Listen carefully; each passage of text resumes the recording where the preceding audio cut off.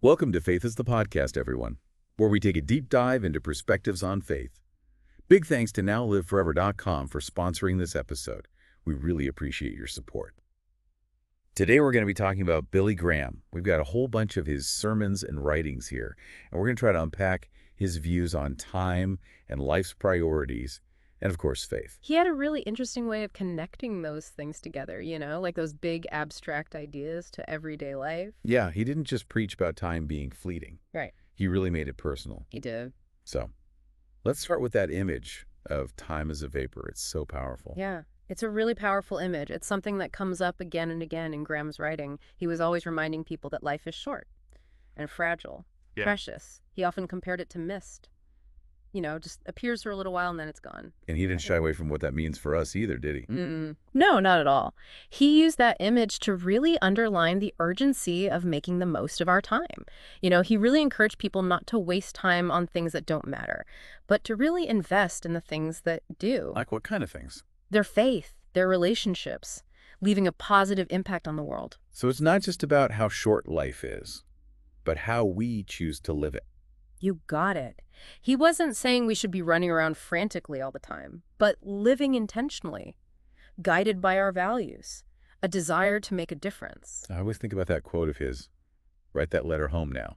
What do you think he meant by that? I think that's a perfect example of his approach, like that practical way of living intentionally. He wasn't talking about big gestures or waiting for the right time to do something. He was saying, seize the day, express your love, take those small steps of faith right now. I think it's easy to put things off, thinking we have more time than we actually do. It is, yeah. And Graham challenged that. He always emphasized that every day is a gift, a chance to make a deposit. In the bank of time, as he called it. Okay, so what kind of deposits did he encourage people to make? He talked a lot about investing in relationships and our spiritual lives, serving others.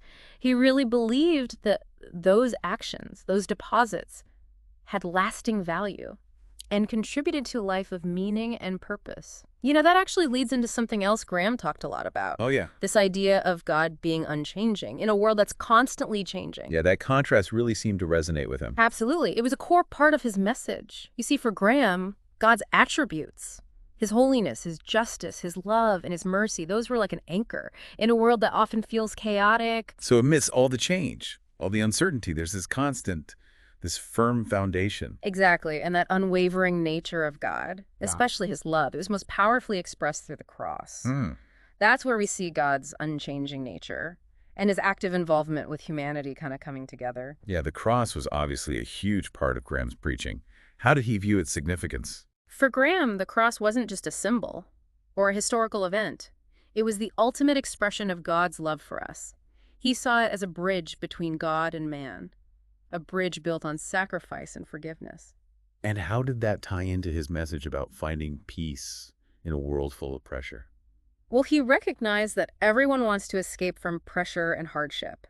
He would often talk about figures from the Bible, like Job or the psalmist, who faced incredible suffering. So where did he direct people who were looking for that kind of peace? He believed that true peace came through a personal relationship with Jesus Christ.